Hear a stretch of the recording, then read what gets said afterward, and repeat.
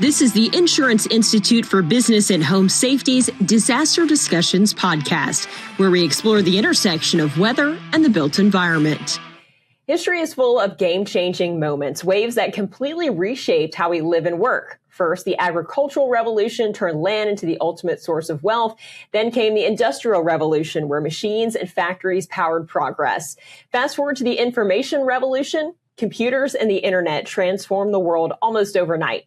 Each of these revolutions had the same playbook: speed things up, shrink timelines, and build on what came before. And now we're standing at the edge of another massive leap: the rise of artificial intelligence. AI is no longer just science fiction. It's here, and it's changing everything before our eyes, on track to be one of the most monumental shifts of our lifetime. Today, we're discussing crucial questions surrounding AI, its use cases for the weather, resilience, and insurance spaces, how IBHS is utilizing it, examining its potential weaknesses and risks, and looking ahead to how it will transform our future. And joining me on the podcast today, Dr. Hesam Fallahian, Director of AI Research at IBHS. Welcome to Disaster Discussions. Thanks for having me, Rachel. All right, so I'm really excited to talk about artificial intelligence. I feel like 2025 was the year of AI. It was just everywhere we looked. I want to get into a bit about you, though. Tell me about your education, your background, and how you made your way to IBHS and why you like working here. Yeah, sure. So I started my career as a software engineering and solution architect. And I stayed at that role for more than a decade and building the production systems. Then I moved on and changed my focus to data science and AI. And in recent 5 years, I've been working on specifically on deep generative models, synthetic data generation, and generative AI. Academically, so I come from engineering, with the engineering background, but then I completed my PhD in computer science, and now I'm here at IBHS. And you're a big fan of IBHS. What's your favorite part about working here? Yeah, sure. So the most important thing is about people and it's about a scale of work that we are doing here, because we are generating terabytes of the data every year. So we can do whatever we need to do with those data. And I'm given the liberty to explore and just design what we need to do in terms of AI with this data. So that's really, I think, crucial to have a wide range of projects, AI projects that you can apply on a unique data that you cannot find it anywhere else. Yeah, that is so awesome. And we're going to get into some of that work today. You actually helped us with our own little project here behind the scenes, getting this podcast recording going. Our teleprompter, where some of the notes are, actually runs on artificial intelligence. And the artificial intelligence was going a little crazy behind the scenes before, so you helped us get the prompter working a little bit. So you're a man of many skills. So I want to get into some of the basics so people can really understand what artificial intelligence is. I want to learn kind of the AI 101 type thing. So preparing for this episode, I went to Microsoft Copilot, one of our official sources of AI that we are able to utilize here at IBHS, and I asked it for the definition of artificial intelligence. And it told me AI refers to computer systems or algorithms capable of performing tasks that typically require human intelligence, such as reasoning, learning, problem solving, perception, and decision making. These systems can mimic cognitive functions like understanding language, recognizing patterns, and adapting to new information without explicit programming for every scenario. And then if you ask ChatGPT that same thing, you'll get this answer, and that is that AI is the ability of a computer system to perform functions such as learning, reasoning, problem solving, perception, and understanding language. So pretty similar, but I want to hear from the human perspective. What is your definition of AI? Yeah, of course. So first, both those definitions are correct. They are classic definition of AI. But if I want to give you an intuitive definition of AI, I'd say AI is about teaching machines to make decisions that you normally need the human judgment to do. This is what AI does. So you may ask, so why we need AI if it does what we can do? So it's about the scale, because it can detect a very complex pattern in the vast amount of data and also analyze those data sets very quickly that physically impossible for a human to do. So in some certain tasks, it outperforms human. Yeah, I think that's the one thing that definitely sticks out to me is the speed. When you ask it a question that would, I'm just thinking about my typical Google search. It would maybe take me an hour to go through the different websites and read everything that I want to read. But now I could just ask ChatGPT the question and it pulls all those resources together and I have my answer in a split second. It's kind of mind blowing. Yeah. Okay, so I want to talk about the different types of AI. We can categorize AI into a few different groups, actually. Predictive, generative, decision or optimization, and embodied or robotics. Tell me just a little bit about what each of those means and the differences. Yeah, of course. So first of all, when we are talking about type of AIs, almost all of the things that now we identify as AI, it's called weak AI or narrow AI, which means they are trained to do a specific task. You cannot generalize them, and they cannot understand the world yet in a sense that human can do. But yes, we can categorize that type into several categories, like predictive AI, which is about the forecasting and predicting the classic machine learning models, or neural network that can predict the future for you and classification and so on. We have generative AI. It's a kind of AI that made AI accessible to everyone. Because before that, it was just, behind the scene kind of, it was like a program that you needed to program, put some input, get some output, but now you can interact with. The robotic AI is, again, same concept, teaching machine to do something like human, but in a physical sense. And there are more categories in this type, but each of them is a specialist for a certain task. So one thing that comes to mind, there's been a lot of talk about these different types and categories of AI possibly replacing jobs that humans can do. Which of those categories do you think are more geared towards, will they really replace some categories of jobs? And if so, which ones do you think they will replace? Which ones are the safest and which ones are the most in danger of being replaced by AI? So when we're talking about jobs, first of all, based on recent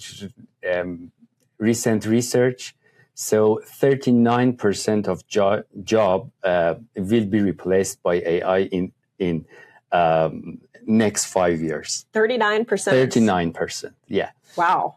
And that's a lot. But here's the case. You need to have some certain of literacy about the AI to be able to keep your job. But your job would be different from the job that you are doing. Now you have some skills that you can do a job. Later, you just put it on AI, intelligence will do it for you, and you will manage those skills. So those jobs will be gone, but we will have new jobs. So, and the critical point is to improve your AI skills. Doesn't matter you are working in AI industry, in tech industry or not.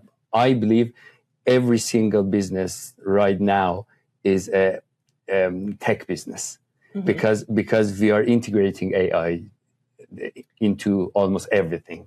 Yeah, it doesn't seem like something we can put off. We have to face this pretty much head on, and it's here, right? Yeah, that's what it seems like to me. You need to embrace it. You cannot skip it. You cannot ignore it. Right. This was not the slow roll into, the internet era. This happened fast. Yeah, much faster, because we have more resources. So we had a huge advancement in terms of the computation, in terms of powerful computer, GPUs, and we have much more data that we used to have, for example, 20 years ago. Right. Because we have more storage, we can store the data and use those data to train machine learning and deep learning models. Behind the scenes, you told me that my job was not going to be replaced because of all the multitasking that is required to get this podcast going. I have used AI, though, to, write a tease for my podcast. I usually, I always write my, kind of my outline for the episode myself. I have played around with getting AI to do it. It was sort of helpful. I didn't like everything that it did. I prefer to go through and write it myself just so I get familiar with the content. But, inputting my document and saying, hey, write me a tease based on this episode, and like that, it's done. So it is nice to have this tool around. But what about jobs what comes to mind is jobs like electricians and sort of more kind of manual labor type jobs? Is AI going to affect those at all? I keep seeing those types of jobs on the list of safest from AI. What do you think about those types of jobs? I can speak right now. I don't know about the future. Definitely AI will help those kind of jobs. But right now, the jobs like a white collar, behind the desk job, those are the most endangered job that can easily be replaced by AI. So, and it's getting better and better. We have AI agents that we will talk about later in this episode, and that's the technology that can take a task and do it just autonomously. All right. Well, it'll certainly be interesting to see how things unfold. I want to talk about AI and in regards to pop culture. AI has been a part of American pop culture for more than a century. And for decades, it was treated as a futuristic, far-off topic that was only science fiction. And AI first appeared in a speculative fiction play called RUR, which is short for Rossum's Universal Robots, in 1920, which is a landmark in science fiction for introducing the term robot and a template for stories about AI rebellion and ethical dilemmas in tech. By the way, the word robot is derived from the Czech word robota, which means forced labor. Pretty interesting. In 1950, Isaac Asimov's I, Robot framed AI as both a technological marvel and potential existential threat. And Stanley Kubrick's 2001 A Space Odyssey in 1968 introduced HAL 9000. And then as we fast forward to the 80s, Arnold Schwarzenegger gave us the Skynet in Terminator, the fictional AI system that serves as the cinematic antagonist. And there were some friendly ones in the 80s too, R2-D2 and C-3PO from Star Wars, of course. And then jumping ahead to more recent times in 2014, Ex Machina, one of my favorite movies of all time, explores the theme of AI and consciousness with Ava, the humanoid robot equipped with AI. So it's been a part of the pop culture. Again, now it's here. Here we are in 2026. It's moved from that science fiction into reality, now part of our everyday lives. In the world of computer science, though, AI has been around for quite some time. You told me since the 1970s. Give me kind of a brief, short history of AI in the real world. Yeah, actually, AI began in 50s. Okay. But in just scientific, for the scientific research and in lab, and stayed there for a long time. Just part of the research development. We had some sort of very limited use case for that at that time.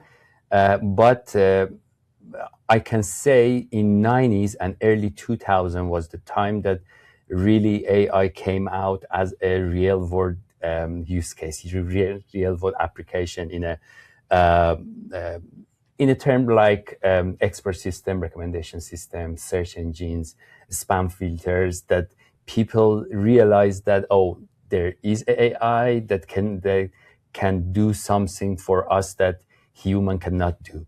Mm-hmm. And but it was like a program, a computer program that can just generate a result, make a decision based on some inputs. But later, after generative AI, I say it was a breakthrough in 2012, 2013. So that start learning from everything, the text, images, videos, audios, everything. And you could just generate fake image, the sounds, audio, compose music, or everything from scratch. And that was the moment that made AI visible to everyone. That said, oh, this is AI. And even now, because when you're talking about AI is a very general term. It's not. But most of people right now in the society, they are talking AI, and they are meaning something like ChatGPT or Gemini, just large language model. But that is a subset of AI. Why they're doing this? Because this made AI visible to them. Right. And yeah, it made it very visible. And especially the last couple of years. But you say that 2013 to 2014, that was really when we saw that shift to the generative AI that eventually made it become visible to us. Talk a little bit more about that particular time period and what exactly changed. Yeah. So just besides the factor that the science created some smarter algorithm to learn from data, that was the moment, let's say, a revolution in terms of the amount of data that we can store. It was about the smarter computer. It was about the GPUs that gave us the power to work on this data, those processing units that we couldn't do that before. All of those factors, came together and made that generative AI, which was deep learning models that could generate stuff from scratch without any even user input, Right. And then, so fast forward to 2022, the large language models became publicly accessible. So it was OpenAI's release of ChatGPT 3.5 that marked the first time an LLM was widely available for free use by the general public, previously only accessible mostly to researchers and developers through APIs and academic partnerships. I think I have ChatGPT 5.2 on my phone now. So it's already come a little ways. What really changed? You talked about the GPU and everything, but what else changed with large language models? Yeah, so we talked about generative AI that made AI visible to everyone. Large language model made AI accessible to everyone, because before that, it was like, as I said, it was like a program that you could input something and get something out of it, and based on a specific task and tasks. But now you can talk to AI, and just based on the trained model, it will predict the best answer you can get and give you the answer. And the difference is about the scale. It's about the scale of data we train those model on. And so talk about the differences between the different LLM models. So we have ChatGPT, Claude, Gemini. This is Llama. Is that how you pronounce it? Yeah. Okay. So, I mean, what is the idea behind those? I mean, is there any real difference between them all?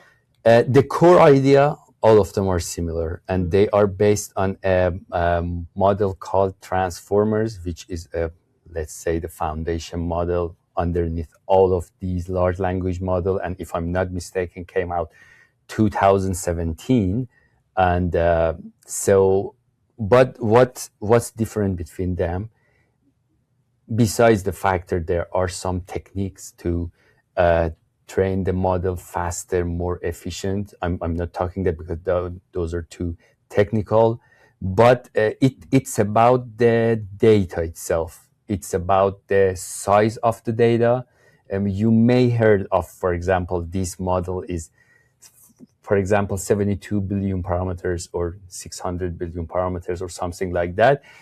It's about size of data they are trained. More data means more knowledge, in more ability to predict the best answer for you. And also it's about the safety design, because there are some restrict safety design behind that, but still needs a lot of work to do.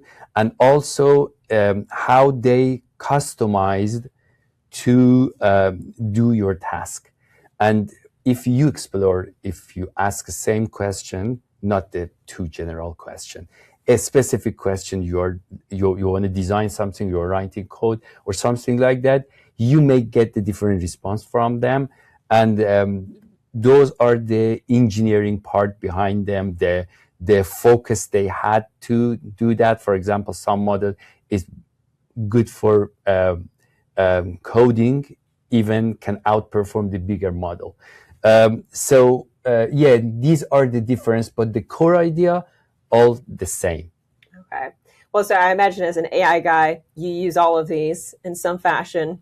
I mean, do you have a favorite, or do you think one's better than the other? Is there anything you could say that what differentiates them for you as someone who's familiar with AI?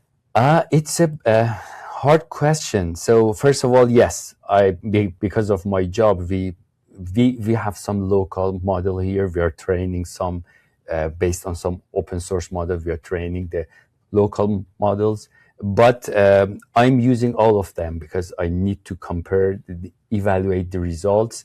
And no, there is no preference for me. For example, when I do coding, I use cloud agents. But when it comes to, for example, generating text, essay, or something like that, I may use ChatGPT. Or for example, for the reasoning stuff, I do that more in Gemini Pro 3. But that doesn't mean that, for example, this one is better than that. No, it depends on your task. You need to know what to ask exactly, because it's really, really important. When you ask a wrong question, you will get a wrong answer. But if you ask a right question, you can get what you're looking for. Yeah, that's a really good way to think about it. Yeah, this is just, so 2025 for me was the year that I stopped Googling and started asking ChatGPT when I needed an answer. And I can remember being in computer lab when I was a young student, and I remember pulling up a search engine for the very first time. We were told to pull up askjeeves.com, and we went to it, and there was a virtual butler on the page. And as elementary school kids, we thought that was just hilarious that you had a digital butler. So I remember the first time I used the search engine thinking, wow, what is this? And so now the 2025, I never thought there would be a year that I stopped Googling, but here we are. So Things are changing quickly. So a compressed timeline, fast forward to 2024, AI agents became one of the most talked about advancements in AI because they moved beyond simple chatbots into autonomous, goal-driven systems. What do we mean by an AI agent? Yeah, so AI agent it's a LLM-powered tool that can take your task and then do an action. And we use it in something called agentic AI, which means you can set your goal, and agentic AI is a system that contains a lot of components, one of which is one or more AI agents. So you define a goal, it plans for that goal these are the steps, for example, I need to take to do this, and autonomously trigger the actions. And then with a very, very little human intervention and supervising. And recently, there are a more intelligent AI agent designed recently that you can easily feed in some information, and it will learn from you, and you end up with less and less intervention. And at some point in the near future, we will have some AI agent can do something that you even didn't tell them to do. It's based on your behavior, your plans, your calendar schedules, because you can share those data with them, and they will do it for you. So, and that would be a real threat for, as I said, the white collar behind the desk job. So it's thinking of things you may want to do in the future, and then essentially thinking of them for you before you even think of it. Yes, definitely. That's scary. That's sort of like the social media advertising, when things appear that I hadn't thought about buying, but when I see them, I realize I actually do want to buy that. Yeah, those are definitely some machine learning algorithm behind that. But yeah, you can use the same concept here. Yeah. Okay. Yeah. Well, that's a little bit of a scary thought on both of those subjects. So that brings us to the present. It's now 2026. Where do we stand today? It's a good question. So in 2026, I think the most important thing is the discussion. The question has changed from can I do this with AI? With what do we do it well, safely? And it's about the integration. It's about embracing AI and trusting AI, not too much, but in a way that you can hand off some job to that, because you cannot compete. If you don't do that, another company will do that, and they will take over all of you are doing, because that would be more efficient in a shorter time. All right. Well, that's a good stopping point there as we get our introduction to AI. This has been Disaster Discussions, a new revolution, how AI is transforming disaster resilience, part 1. And as we go into part 2, we're going to talk about how AI is transforming how we prepare for and respond to disasters. In weather forecasting, it enables faster, more precise predictions of extreme events, giving communities earlier and more actionable warnings. In the disaster resilience space, AI helps identify vulnerable areas, optimize emergency response, and guide mitigation strategies before damage occurs. And in insurance, it turns risk from a static estimate into a living system, continuously updating exposure, anticipating losses, and enabling proactive protection, shifting the industry from reacting to disasters to actively managing and reducing their impacts. So we'll be discussing all this and more in part 2 of this podcast. Thanks for joining us. Thanks for listening to the Disaster Discussions podcast. Join us next month for a new episode. For more on IBHS's ongoing research efforts, visit ibhs.org.